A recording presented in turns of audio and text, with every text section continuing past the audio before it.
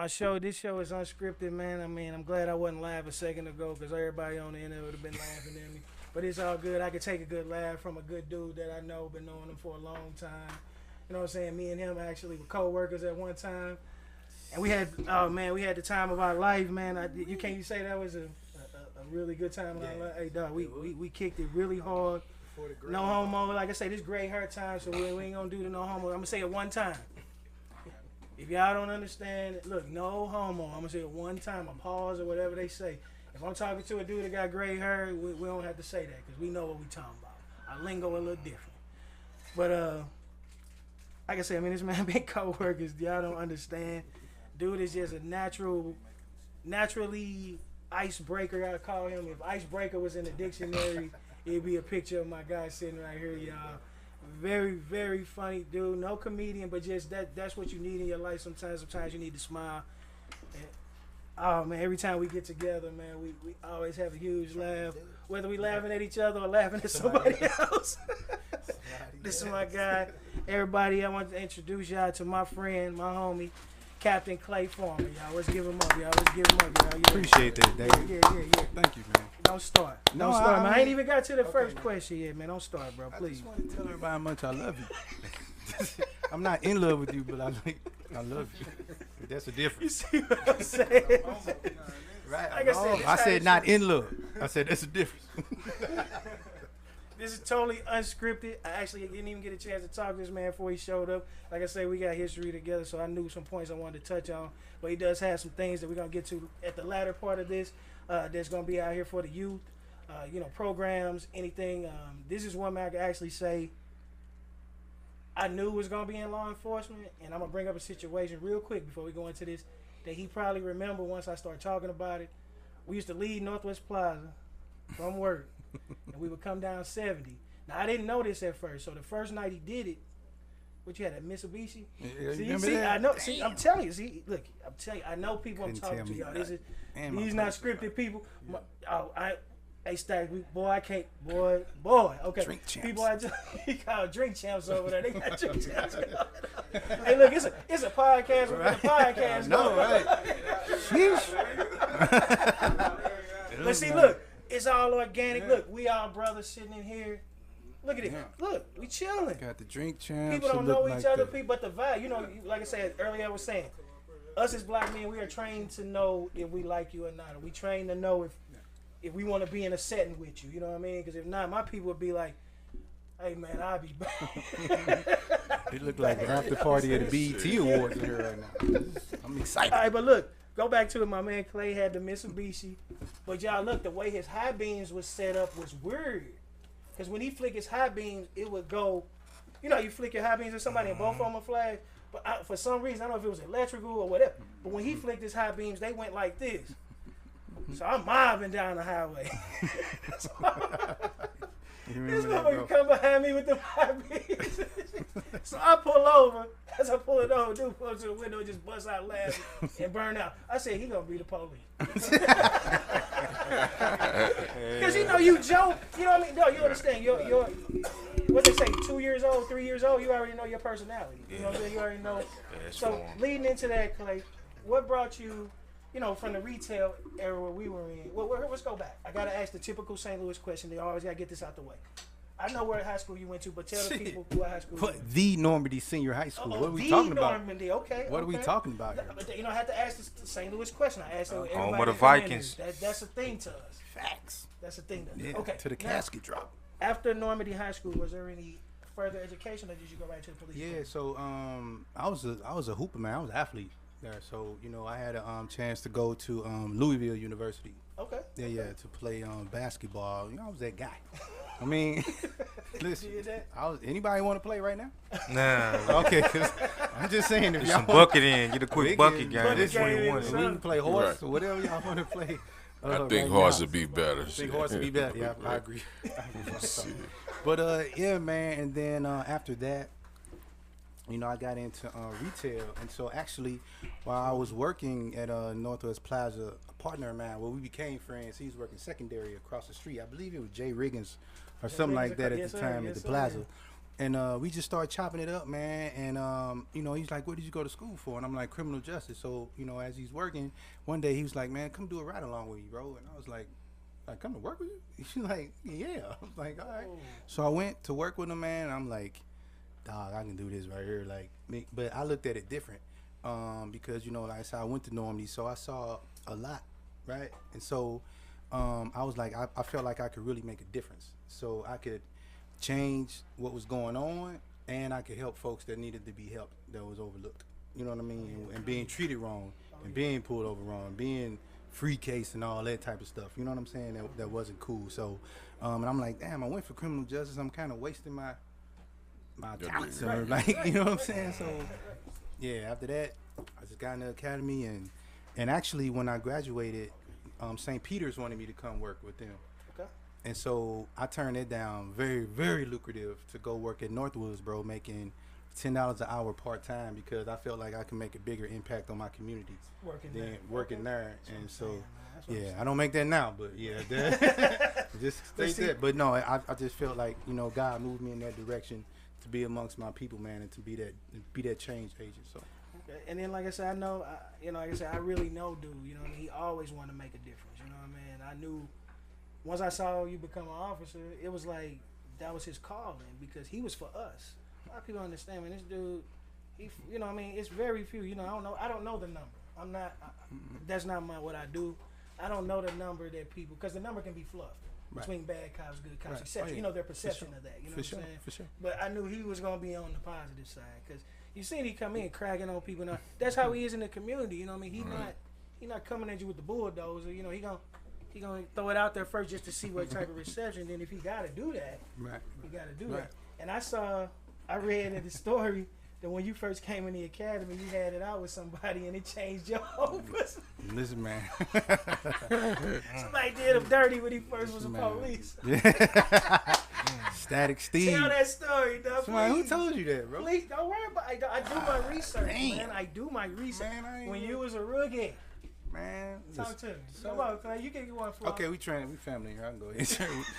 But, bro, I had it was a remove the subject call. Like, usually there's somebody at your house tripping or whatever, and you be like, they gotta go. So I get there, man. Dude's a crackhead, right? But he was like a bodybuilder crackhead. Like, I ain't never seen that like in real life. Dog, like a bodybuilder crackhead. I'm like, damn, this got some protein crack. But then anyway, so I'm talking to him, and you know, I'm trying to be like that, what they taught us in the academy. You know, because you gotta separate sometimes your street from your, you know, the other part. So I'm like, sir, I need your information. He cussed me out. You mother, whatever. I'm like, sir, I just need your information, right?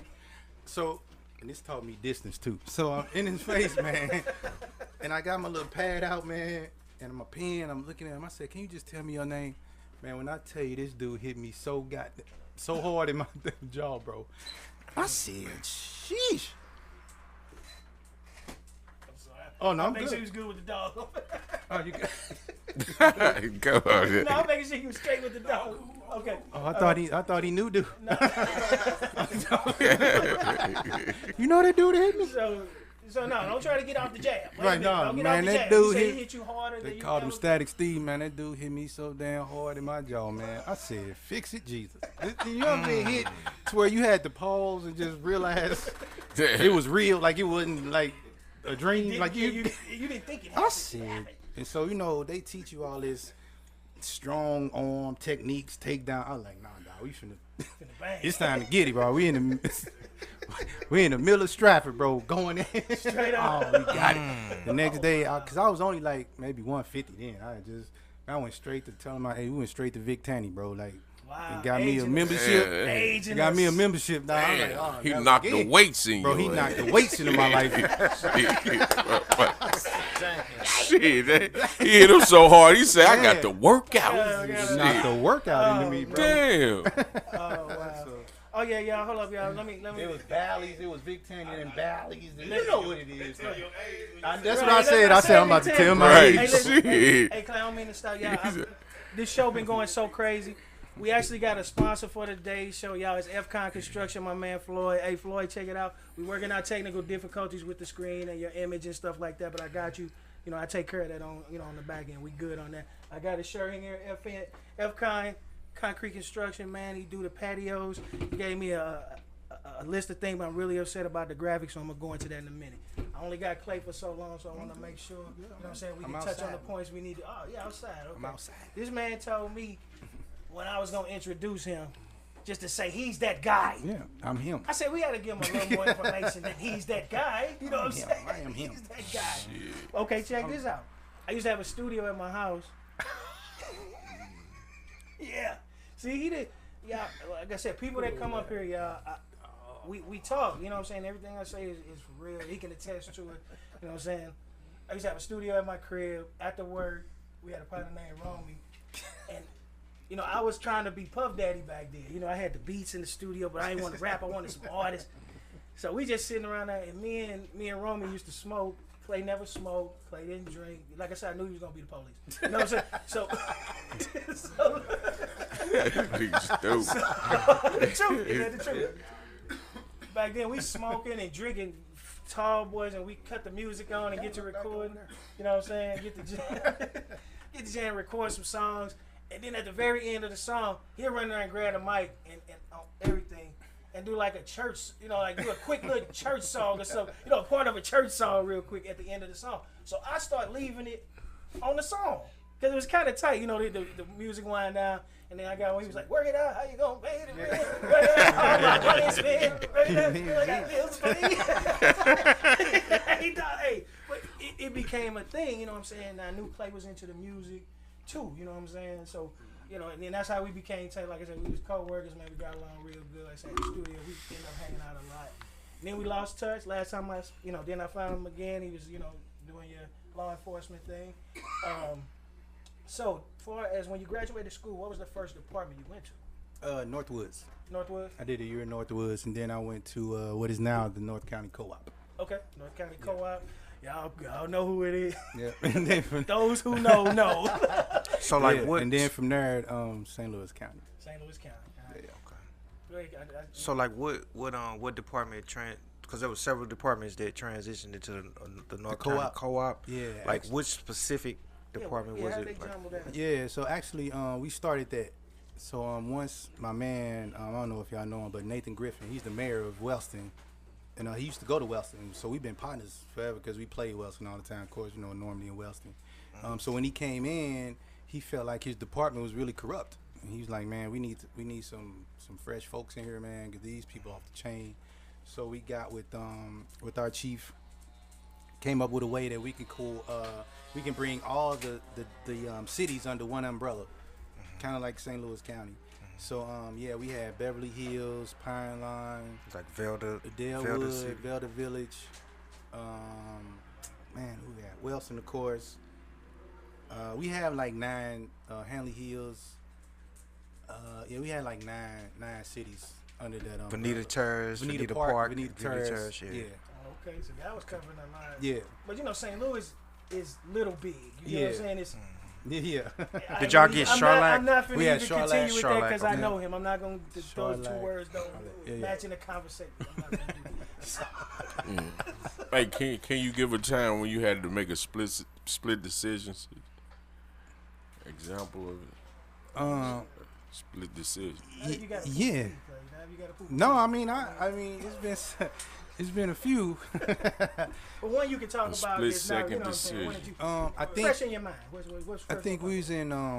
We had a call for a shooting in Pine Line. The man with a gun, and so when we got there, his mother and his sister was on the porch, and they were like, "He's got my baby in the house with a gun. He's got my baby in the house with a gun." That's what his sister was saying. Right. So I said, "Well, how old is the baby?" She said 5. Right. So I'm like, okay. So me and my partner, we go in. We looking for him, calling out. We go in the basement, and as I'm coming down the steps, I could hear the little man, screaming or whatever. And when I come around like the bottom of the bottom of the steps, and I turn, I just see him there, and he got the gun. He's holding a little boy, and I had to make that split-second decision. Like, do I do this? You know what I'm saying? And risk little man, right? Or do I not do it and risk little man? Right. You know what I'm saying? And at that very second, man, like, I was like, God don't want you to do this. I was like, God don't want you to do this, bro. He was like, you right. And he dropped the gun.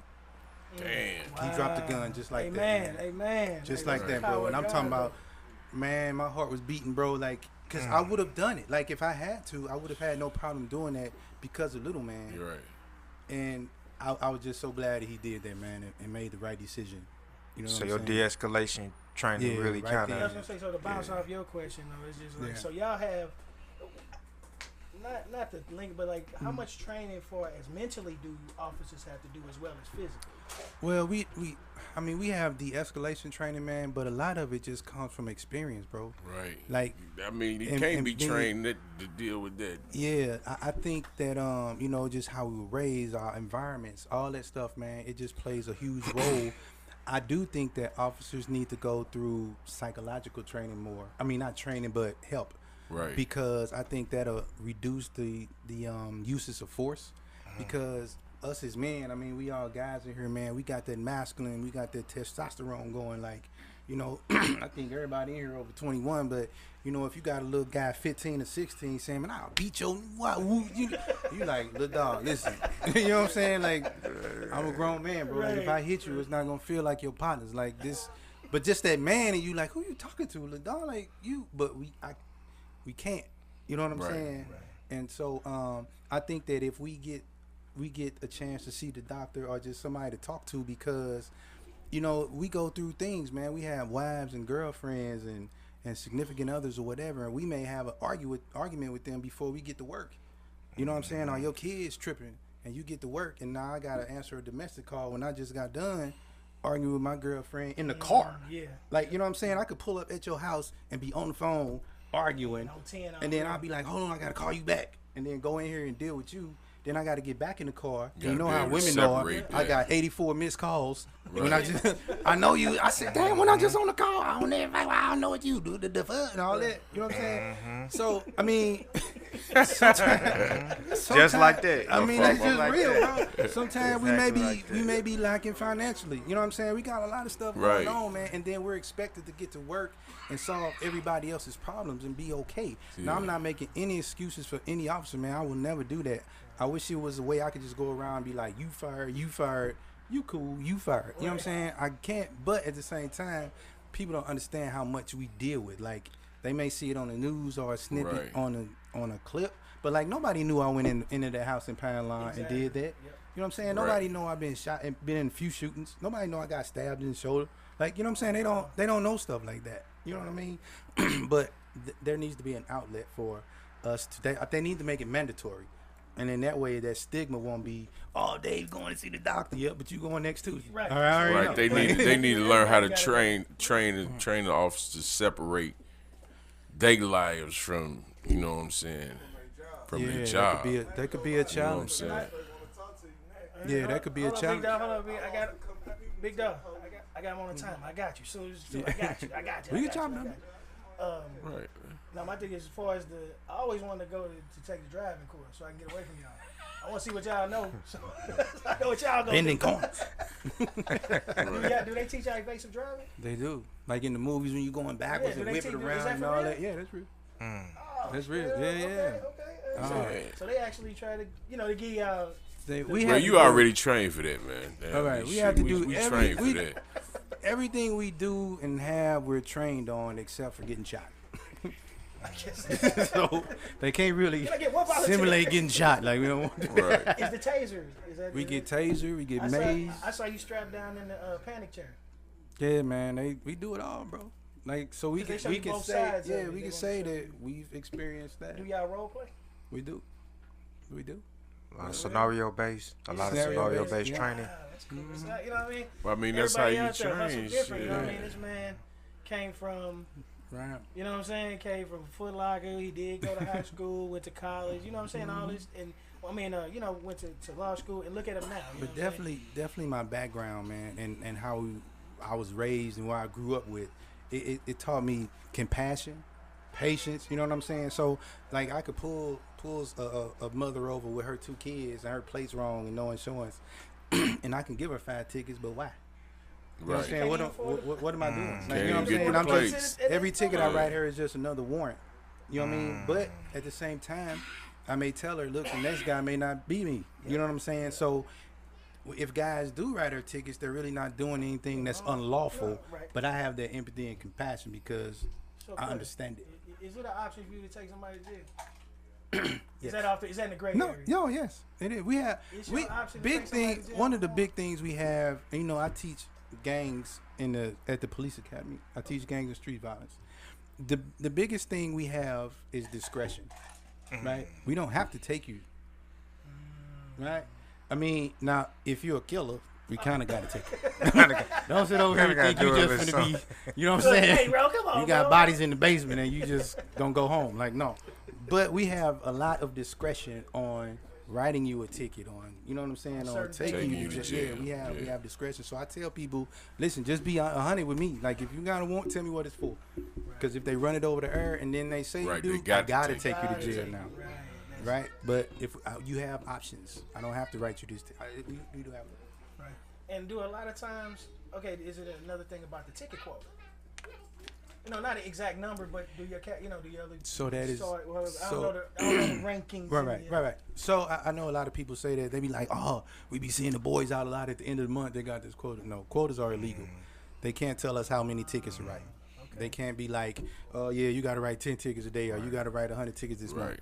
They can't do what we that. say, man. They plaguing everybody. No, man, they trying to get their quota. No, that's illegal. Now what they will do is, like when it's evaluation time, they may say, look at your stats and be like, okay, Dave, so you only answered or got radio calls, 10 radio calls. You know what I'm saying? So so your ticket count is kind of low over here. So if you're not answering calls, then they may want you to do more traffic enforcement. But if you have a lot of calls, they don't expect you to do a lot of traffic enforcement. But that doesn't mean tickets. That just means activity. You know what I'm saying? So if that makes sense. Now, Clay, does that fall in line with the premise or the fact that police departments, period, can only generate a certain percentage of revenue based on traffic violations? Right. Because I know that was identified. They changed in that. I think that was 2018, Senate Bill 5. So where departments are only allowed to generate an X number of revenue from tickets. So it's kind of a two-headed sword because a lot of people now are mad and they complain that, man, everybody ride around with 3-year-old temp tags. But then at the same time, we only have a limit on the number of tickets we can write. You see what I'm saying? So you kind of can't have it both ways. If you get caught, you get caught. If you get caught, you get caught. If not, you know what I'm saying? If So you get caught, you get caught. they've made a lot of changes as far as the number of the amount of money that people can make, because it was a money grab with some of these departments. I mean, and I don't want to name them on the thing, but it was certain ones that it was identified. They lived on it, like that was their bread and butter. Certain counties, that's their only revenue. They got one corner store, one gas station, and the police. Right. You know what I'm saying? Flagging everybody come through that. Gotta generate, you know what I mean? I get it, but facts. And I'm to me, knowledge is power, no matter what the topic is, right? And I'm always trying to empower our people to know. Just like you want to know when the J's coming out, anything you want to know, you need to know about how you can move and groove out here. So like I'll pose a question to y'all, right? So can an officer write you a ticket for doing 1 mile over, or does it have to be that grace period of the 10 or 11? Yeah, the 11 is the. I think he probably can afford. I think over 10. I think he can enforce over 5. I think he can enforce at any point if he the discretion that you were talking about. So by law, an officer can write you a ticket for doing 1 mile over. Yeah, that's right. They don't have to give you that 5 or that 10-mile grace period, grace speed or whatever. Like you would be an a-hole to write somebody. You know what I'm saying? And if you go into court and the prosecutor see that, he probably gonna be like, man, what's wrong with you? But by law, I can write you a ticket for doing 1 mile over. The speed limit is 30, not 31. So can I get a ticket for going slow if you feel like I'm impeding traffic? Yes, and that's exactly what it is. Impeding the flow of traffic. Well, you said it yourself. Right. Oh, I'm just double checking, man. I do my research, y'all. I just don't come over here and spew no. Just like I told you, I seen him tased and strapped to the panic chair. Told he got beat up. Beat up when he was a rookie. That's still too soon. 23 years. Y'all still hurt. I pose another question. Right. So I know you see this on TV all the time, right? When they taking people to jail, and they say those 3 famous words. You know, watch your head when you get in the car. Watch your head. So every time someone is arrested, do you have to read them their rights? Like you have the right to remain silent, your Miranda rights. Every time you get locked up, officers should be reading you your rights. If you under arrest.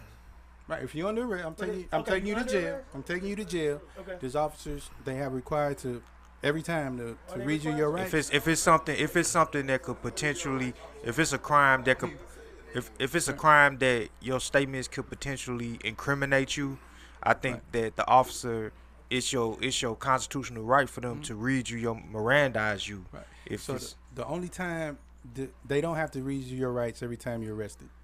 The only time that they're required to read you your rights is if they're going to ask you guilt-seeking questions. So let's just say you got a warrant for a stop sign, right? And I'll stop you and I'll run you and you got a warrant, right? And I'm like, hey, bro, yeah, you got to go to jail today, right? You got a little traffic warrant, whatever. And I put you in the car and take you to jail. I don't have to read your rights. But if I'm going to ask you guilt-seeking questions, where was you at? Why were you over here? But you did this. I have to read you your rights, right? But only if they're going to ask you guilt-seeking questions, because everybody like, you ain't reading my rights. I don't, right?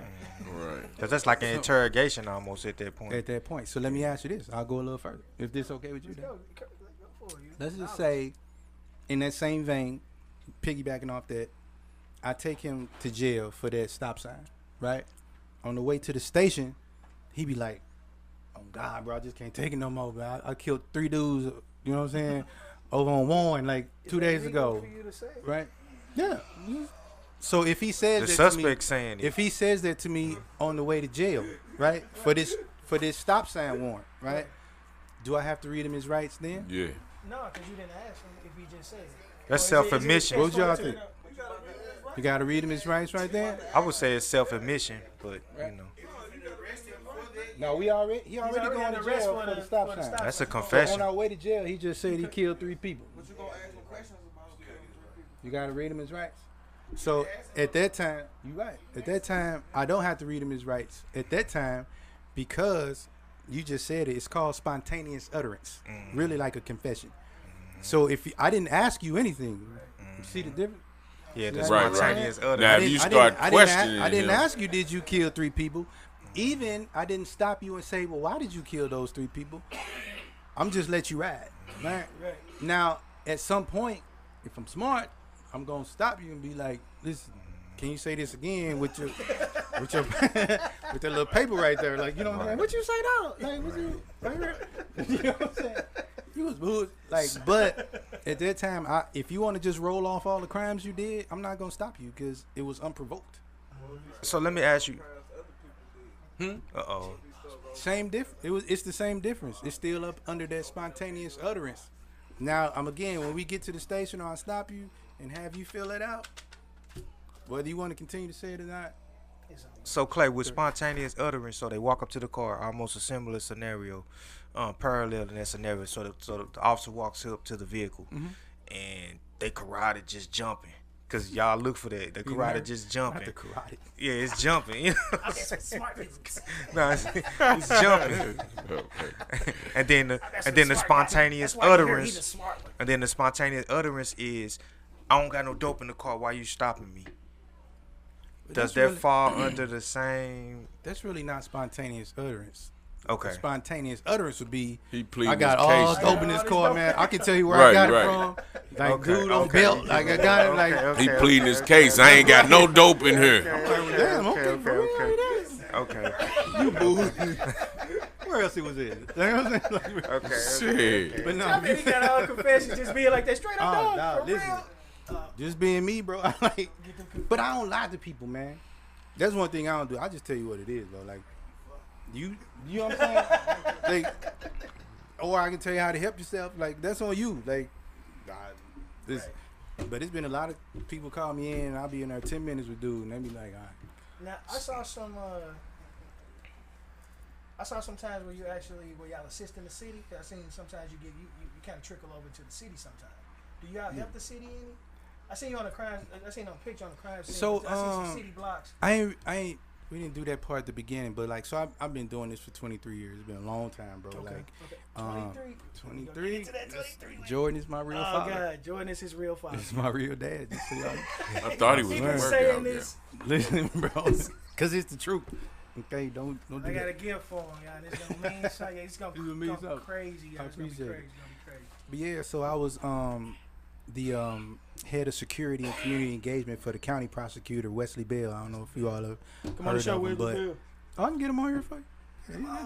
Yeah, and so you know, again, that knowledge is power. So for some that don't know, like he's the first black to hold that position. You know what I'm saying? Like, so he Young is the kids, lead. y'all hear that? He is the lead You do law enforcement officer in the entire county. St. Louis County, if you all don't know, is the largest county in the state of Missouri.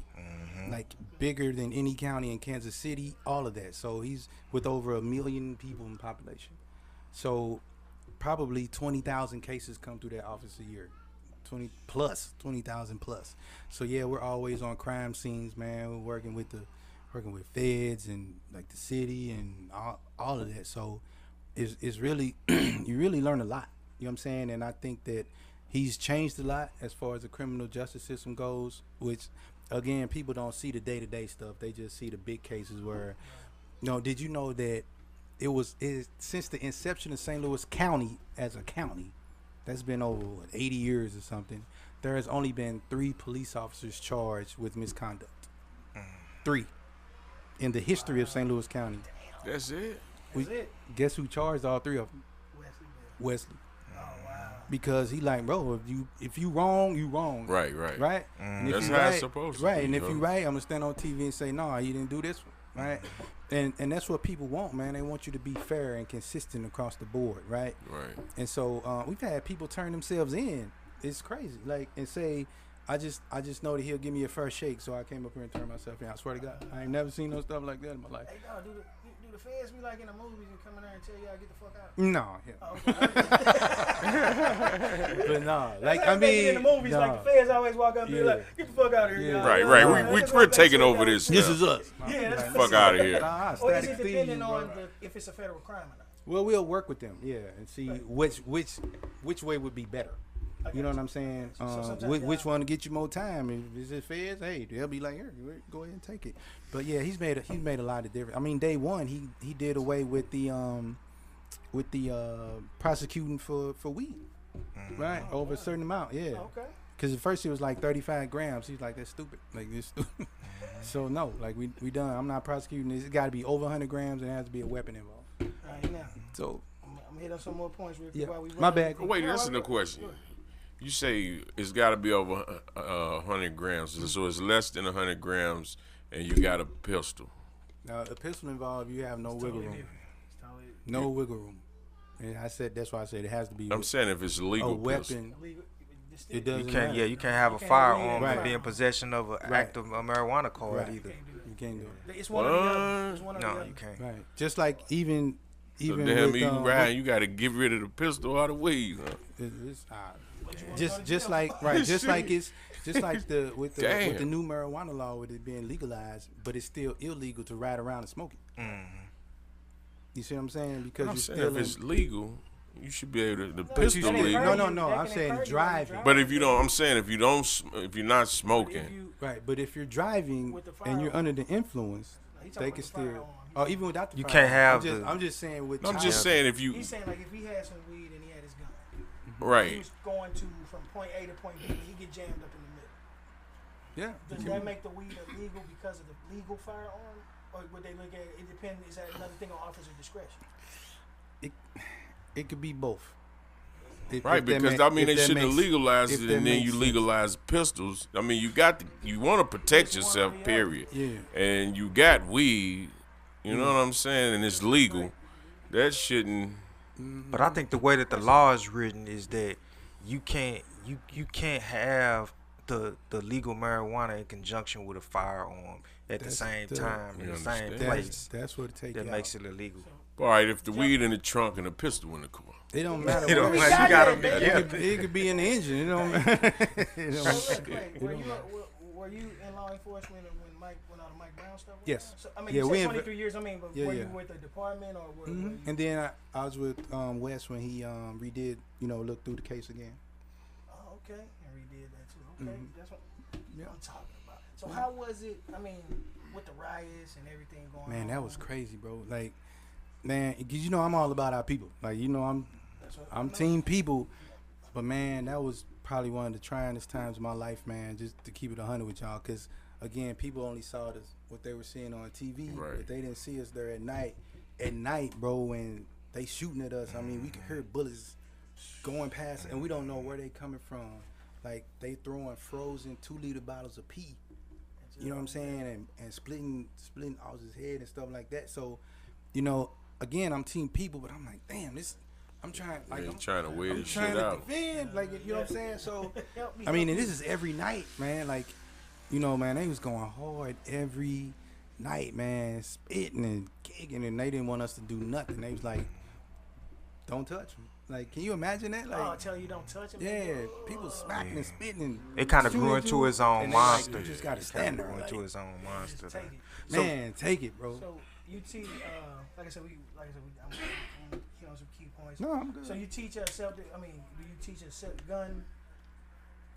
I don't know. I saw you teaching like a gun class. I don't know. So we do the police simulator. Like, myself and Wesley, we invite all groups out, and so the police simulator is something that we actually train on as officers. So instead of going through the gun range, you go through actual police scenarios, and you get the you go through you get a gun, you get a partner, and we won't tell you how to handle the call. We just tell you what the call is, and after the call is over, we make fun of you and tell you how bad you did. You know what I'm saying? And then, but it's a great talking piece, man. We've invited protest groups, church groups, anybody that want to come, because it's like we said, knowledge is power, and we don't have nothing to hide. We're very transparent. Everybody end up shooting the wrong person. And I'll be like, why you shoot him? I fear for my life. Oh, does that sound familiar? Like, you know what I'm saying? But it's a great chop up session, and you get to learn a lot from officers as well, and we learn from the citizens. So just like these key things that you all just learned today about the Miranda rights or your speeding or whatever, those are things that you need to know, man. Like, because man, they're changing laws all the time, and people don't even know it. You know what I mean? I see y'all take the kids fishing. I see, like I said, I did my research. Man, we have a great program, man. Yeah, like, if any of you young brothers, man, can help us, bro, like, I swear to God, it would be a blessing, man. So, like, we started this non-for-profit. It's like a mentoring program. It's called Humanity in the Middle. And we started it to help bridge the gap with the community and law enforcement. So every year we take 20 to 25 high school juniors and seniors on an all-expense paid trip to different cities. And we visit historical sites and HBCUs. So the requirements are they have to do a 500-word essay on the Black history event or person. They don't have to be famous. It could be their auntie, their daddy, whoever. They have to give us 3 letters of reference, and then they have to do 8 hours of community service prior to the trip. And everything is paid for. We pay for this stuff out of our own pockets, man, through fundraisers. So the thing that I'm most proud of is that every kid, and it's a new group every year, but the mentoring goes on all year. Out of the 8 years that we've done it, all the kids are going on to college or trade school or the military.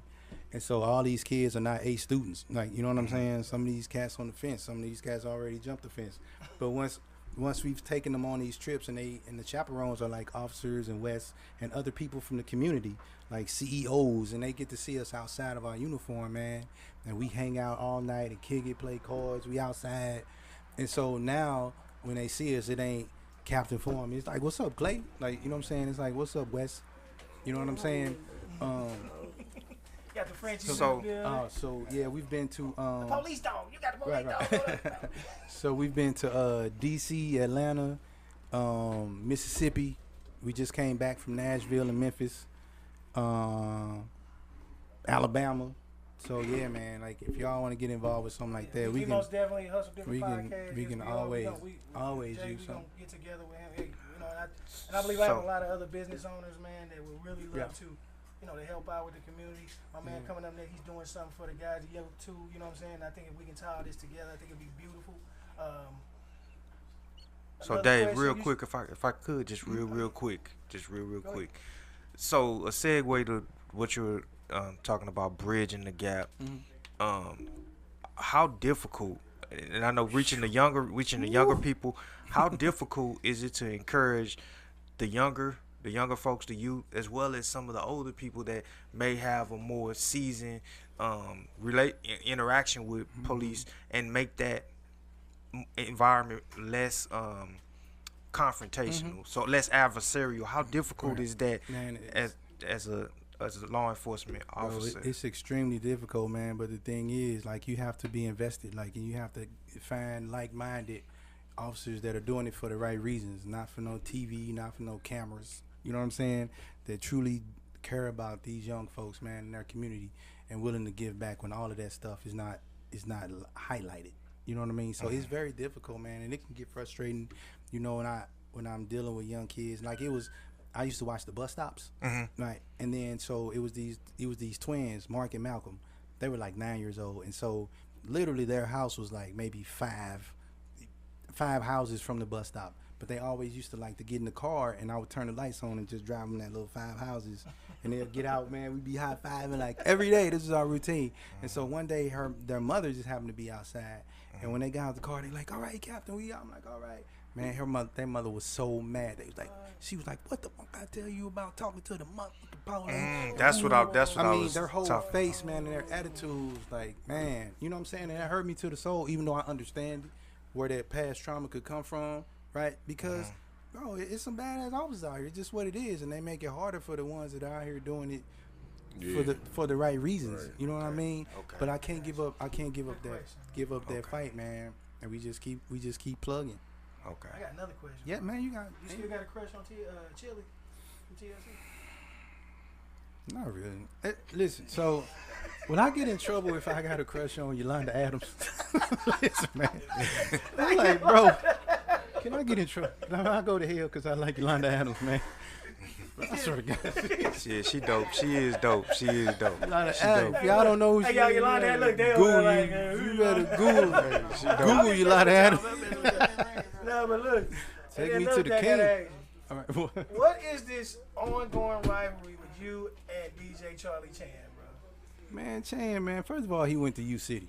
Okay, that's a whole nother situation. Shots fired. You went to U City? No, I just know Chan. Oh, I'm saying, yeah. You tell Dude, Chan. these dudes used to be on the radio. I used to be on my way in the car. And I'm talking about that's how silly they are, man. They would be on the radio, Joan, like he'll call them live on the air. And he'll just get the going in, dog, and that was the whole thing. And then he'll say what he got to say, hang up. Hang up, man, I swear to God. And it just became an ongoing thing. I had to ask him. No, Chan, I'm my going to get guy. Chan on the show, make sure Do it. I'm going to call him. Yeah, do it, I will. Oh, my God. Chan, my guy, man. All right, then y'all heard earlier this man said that Michael Jordan is his real father. Man. He is the epitome of a Jordan fanatic. Who think Jordan like And what's crazy is 23 years doing law enforcement, which is crazy. It's the Jordan thing. I'm gonna tell y'all. I'm gonna show y'all something. Oh, dude, you got that for me, man. Listen, me and my wife was in the airport. This dated. Look, this is dated 2019. These are limited editions. Me and my wife was in the airport. No lie. Thought about me, bro. I thought about. I saw it. I'm a Jordan fan. Don't get me wrong. I fucking love Ain't Jordan. that him on the back? That's you on the back? That's me. That's Clay right there. He got his head covered. Bad feet and everything. That's his. No, but look, me and my wife was in the airport. This is a true story, man. And I told my wife know Clay. Clay used to be at our house a lot. My son. Hey, Dayron, where you going? We finna go to Big Lots. Oh, my son love Big Lots. Me and him in the studio, we chilling. My son come down there putting on his coat. For no reason. He come in the studio with his coat on. Clay said, where you going? He said, I'm finna go to Big Lots. We ain't going nowhere. We in the studio. But I don't know. That's a whole other deal. But no, me and my wife in the airport, I picked it up. I looked at it on the plane. But it's just like, I knew why I was buying. When I wouldn't have really bought it. I could have looked at it while I was standing right there. Because it's literally just pictures and nothing really. And I said, you know what, my dog Clay said Michael Jordan is his real father. He said this back in the 90s? Yeah, you know what I'm saying? Ooh, yeah. And I bought it, and I held it. I put it in this plastic after I looked at it. This is a plastic from Walmart. Me and my wife had our stuff while vacation in, but I took a bag. I said, man, I don't want nothing to happen to this. I want to give it to this man. And I actually thought this into fruition, sitting here today. And I want to get this to my man. Man, it's all love. That's you, man. I didn't know it. I I ain't know if he had it or not, because he, like I say, he the #1 joint fanatic. Of course I do, but I'm going to take, I got 2 now. Okay. Hey, look, it's the thought that counts, but like I said, I put that in the plastic in 2019, y'all. We in 2023. Appreciate that. And I thought this into for. I didn't know I was gonna have a podcast in 2019. I didn't This know is if I was why gonna. I love you. No, Hell no. Stupid. This is my guy, y'all.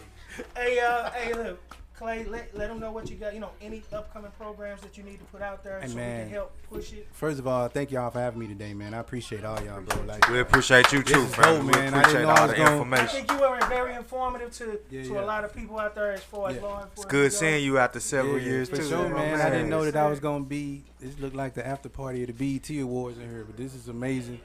Thank y'all. Thank y'all for having me, man. And yeah, man, just Oh, yeah, Lisa come out here. yeah, All so the man. guys just came in. Yeah, I appreciate it, man. If You know what y'all I'm want to saying? get involved in that humanity meal, that would be great. Like I said, this is all funded out of pocket, man, and through fundraisers. We have a big gala coming up on October 21st. Yeah, absolutely. Out at the airport, we got our own little wing or hangar or whatever they call it. Oh, okay, yeah, I like Yeah, to we dress got up, the. you know what I'm Yeah, saying? saying? you get to put on your good clothes. I want to get with you on something because No, don't play. my Go ahead. stepson, my stepson got a non-for-profit called Action for Better. Okay. So he probably needs a little guidance. You know what I'm Absolutely, man. saying? We here for it, man. Yeah, let's we give here it for I up need to for get my- your number. My man Clay gonna trade information with everybody. Yeah, man. If y'all need me, bro, I'm here. My man, I done got it. I'm good now. My God, man. Much love, like I say. Anytime. Oh, man. You Yeah, get put it Wesley in, Bell Clay. out here, man. Clay, Anybody put wanna it in. bring out? Can y'all do that off camera? Because I got to bring Is you gonna do my it? dirty dog. No, I'm just messing. I got to bring OG Stacks in here. Stacks, come on, let's get you in the building. I'm finna change the next session. We're finna go to the next session here. Just text it to me. All right. Okay. Just Blaze. Hey, Jeff. Okay, that's what you know I was asking. And then, thanks, I'm done. Yeah, right there. I'm gonna be inside. Oh, yeah. You can sit.